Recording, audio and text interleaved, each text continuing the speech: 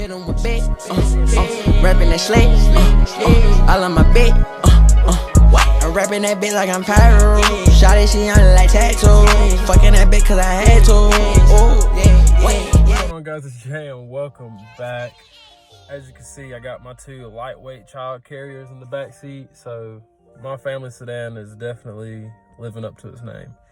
But anyway, today I've been getting requests, and I got a couple friends who are doing the KSR front mount intercooler, and there's not a video out that shows how to take off your front bumper.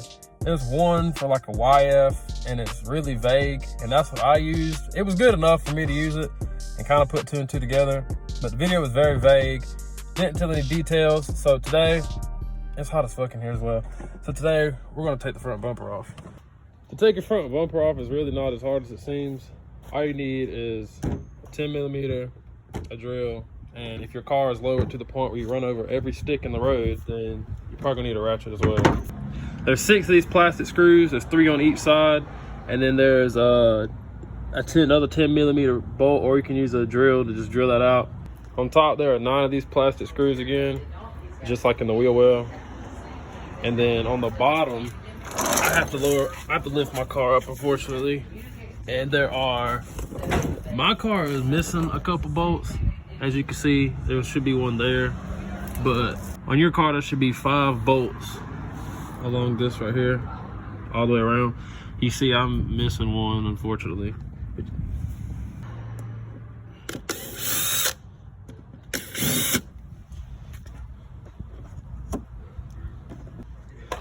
It's really difficult to do with one hand, honestly. That one.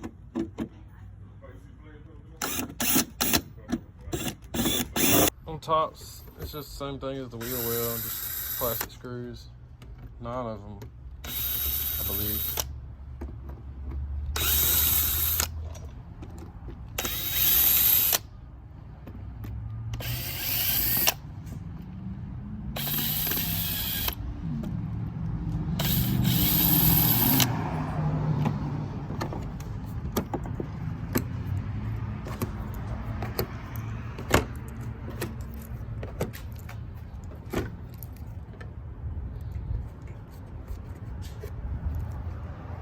Last set of screws is just your 10 mils on the bottom.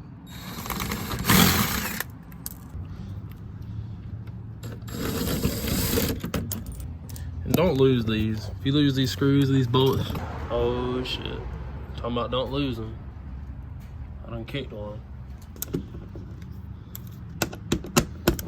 If you lose any of these screws or bolts, it's just gonna get looser and looser, and then that undercarriage in your car is just gonna flap in the wind and scrub the ground and sound terrible. By that point, you might as well take it off.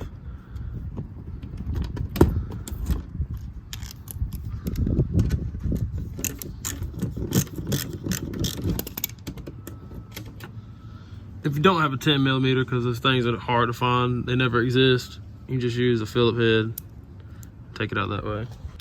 The best way to pull it off is start from the wheel well and just slowly, don't force nothing because you don't want to break this. You just slowly start just tugging at it. Just work your way around. This is honestly the hardest part. Once you get this out, you're good. You come up here and just kind of tug on it. But you got to work it on both sides. You can't just focus on one side because then you'll lopside it and break something again. And come to the side and just pull it out slowly. All you do is just work it. See how that whole piece just popped off? So pretty much at this point, bumper's off. Because once I come over here and tug on a little bit, all this is gonna come off, bro. But see, you just work it. You slowly pull. See, now my bumper's off. There's no bumper on the car at the moment. So what I do is just grab right here, work it, and just slowly pull back. Now your DRLs are still gonna be connected. Holy shit, there's a big ass wasp in here.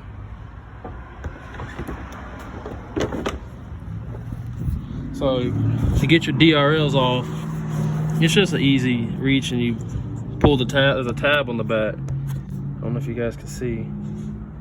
There's a little tab on the back. You push it, and it just pulls right out. Same thing on the other side. Just one tab on the bottom. Just squeeze it, pull it out. Now you're done. Just grab it how it did.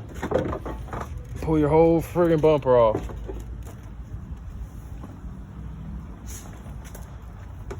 Pull the whole bumper off. Oh, damn, looks like shit. Look at this wasp that was up under my... I don't know what this thing is. Yellow jacket, hornet, I don't know what this thing is. I don't know what it is. Ain't no hornet. But now you can see my Hayden 679 trans cooler. You can see it really good now. You usually can't see it with the bumper on it. It's hard to even get it on camera. A lot of this is off. I'm probably gonna clean some of this stuff out. That's pretty much it. Taking your bumper off. This is also how you get your headlights. Take your headlight housings off. So if you plan on doing some headlight work or want me to do your headlights, this is what I have to do. Take your bumper off. Like I said, intercooler. If you want to do a 679 trans cooler, you gotta take this off. What else goes under here?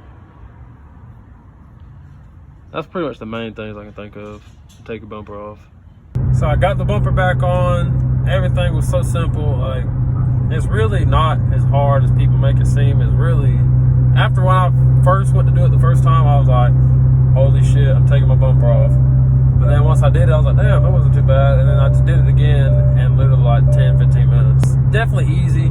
But the only thing is, once you're taking it off, that's where you really kind of got to take your time. Don't force anything. Don't tug, don't like snatch things. Like, just gently pull it left, right, just until it comes off. But like I said, got everything put back on. It's really not that hard. It was kind of hard to make the video because it's hard to do things with one hand, and you guys that make videos or anybody that's done anything making a video, you understand what I'm saying? Like, so the quality probably wasn't the best, I know, but at least you guys saw what I was pointing out, what to take out, and saw what I was doing. Hopefully you guys will get an idea of how to do it. But I did my best. Maybe not have been the best, but I tried. It wasn't easy with one hand. Anyways, thanks for watching, guys. I hope you enjoyed it. I hope you learned something. And leave a like, leave a comment, and let me guys know what else you want to see done. Anything else you need help doing, and I can try my best to help. You know, I always try my best to help anybody. So with that being said, I'm out. Catch you guys in the next one.